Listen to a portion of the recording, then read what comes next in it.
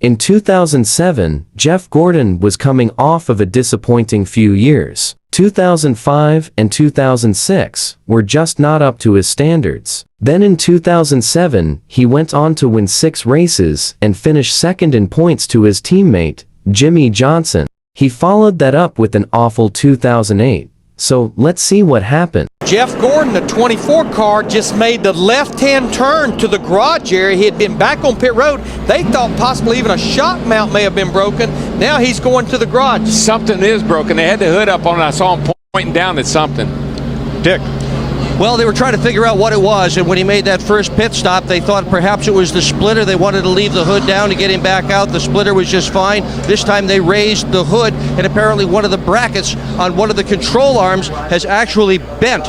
On the last 2 pit stops, Gordon's right front tire showed signs of significant blistering. We haven't seen that with other cars. He's got a major problem, which is why he is in the garage. Obviously, DNFing in the Daytona 500 is not a good way to start the season, but he was quickly able to rebound with the 3rd place finish at Auto Club, followed by a crash in the Las Vegas race. Boy, I think Junior may have spun the tires, Larry. And what a break that was for Gordon, but look on the high side. Oh, Gordon comes up. Oh, he got Kenson. Oh, and there goes Jeff. Jeff's in the inside wall, hard to the wall. Caution will wave. Caution will wave. The field is frozen. We'll be coming back to 4 to go. That was, and he almost got clipped again. What I told you, it's a crapshoot. And you're right, Darrell. Jeff's car just pushes up, won't hold the bottom of the racetrack. Couldn't hold it down. And this thing goes in here, and it hits an opening. That's why it knocked. That's what happened. Oh, my God. It hit that opening, and it just ripped the front end off of it. There's no safer barrier there. No. Now, Jeff is okay. This crash could have ended Gordon's career. He sustained a back injury, but decided to not sit a race out. He then proceeded to finish 5th at Atlanta, 11th at Bristol, and then capping it off with the 2nd place run at Martinsville. With these 3 straight solid finishes, he placed 9th in the points, solidly inside the chase. He then had a tire failure at Texas, causing him to finish last. This destroyed all his momentum. There he goes. He just lost it. I was looking right at it. The car just come around with him. He's been hanging on to that thing quite a bit all afternoon.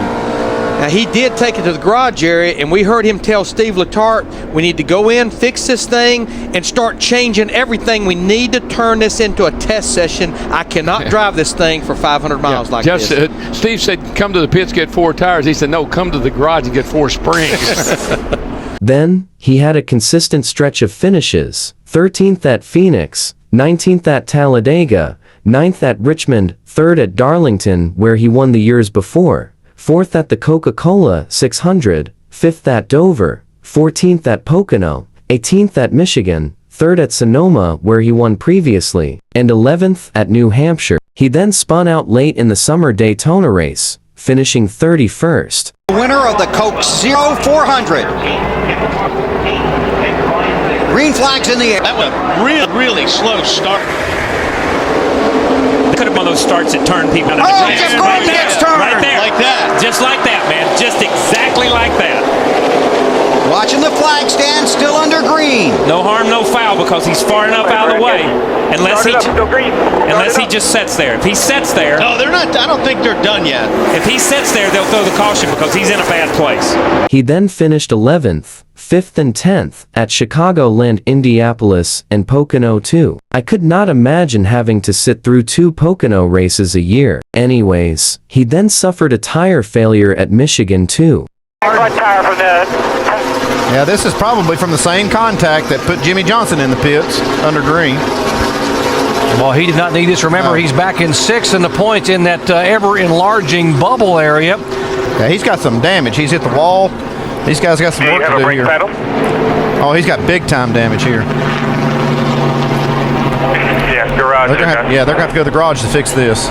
Remember, lap 90, if you just joined our coverage, there was the 20 car on the outside against the 48, against the 24. That produced the unscheduled stop for the cut tire for Jimmie Johnson and possible car. Now, top of your screen, let's see if we can watch. There he is right there. Oh. Yeah, there must have been a fender rub there that cut that right front tire. That's the Jeff would end up making the chase, but his teammate, Jimmy Johnson, had won multiple races while Dale Earnhardt Jr. won at Michigan and Casey Mears was out doing Casey Mears things. Entering the chase, Jeff was now focused on trying to get into the same rhythm the team was in after Texas. He knows the team has had good speed, but they haven't been able to capitalize on it. He is trying to keep his win streak alive. He would stay inside the top 10 basically all day, and would break into the top 5 once Kyle Busch started to have handling up issues. Then later in the race, Jeff would barely miss a multi-car accident along with Clint Bowyer. This accident involved fellow chaser Matt Kenseth, who suffered his first DNF of the season at possibly the worst time. Gordon would finish 14th, dropping him to 11th in the standings. At this same time, Kyle Busch dropped to 8th in the standings. On a beautiful sunny day in Dover, Delaware, in front of a packed house, Jeff Gordon would lead the field to green. Have called this place the Monster Mile. They know it as a 3-story high concrete cage that can crash cars and crush championship dreams in the blink of an eye. 43 drivers have visions of victory. 12 are also thinking championship, but can they escape the wrath of the monster? We are all about to find out together.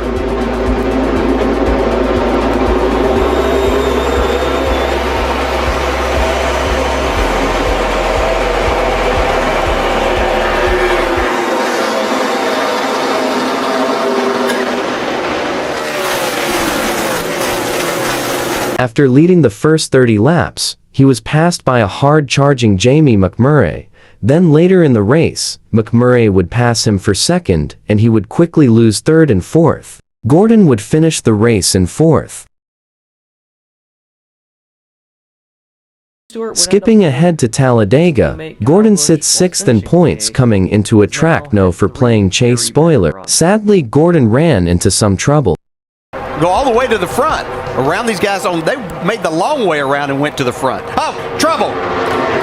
David Ruderman sideways. right rear tires up down on this 44. Oh no, Jeff Gordon's torn up. Oh man, this is going to kill him in points. And he is nosed into the wall. The 24 would hit the outside wall hard, his car completely demolished. He had absolutely nowhere to go. But this is just what happens at plate tracks. Chase race 5 at Charlotte, he smacked the outside wall hard multiple times early in the race, causing him to cut a tire and have to make a pit stop. After Charlotte and Talladega, he felt 8th in the standings after recovering to finish 8th at Charlotte. Martinsville, being one of Gordon's best tracks, gave Gordon a prime opportunity to finally win this year and turn his chase around. Separating the top 2 in the chase and 6 feet on the racetrack, Jimmy Johnson and Jeff Burton as they come down to the green flag at Martinsville, Virginia.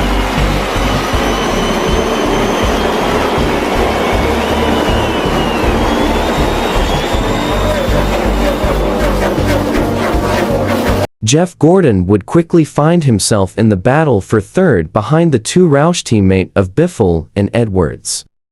On the restart, he would send it up the inside of teammate Jimmy Johnson for the lead. He would easily take it and set sail out front. What a dominant day for Jimmy Johnson. He's led 7 times for 339 laps. And down the back straightaway, Jimmy Johnson trying to pick up his 6th win in 2008. Good job, guys. Good job, Jimmy. Yeah, we roll, boys. In Gordon's post-race interview, he was defeated. Not only did he fail to win in what would most likely be his final chance to win that year, but he had also been eliminated from the chase. And when they get back to the line, there'll be 6 laps to go. I think they'll probably be happy to finish right where lead company. Chase Elliott is a NASCAR Cup Series champion.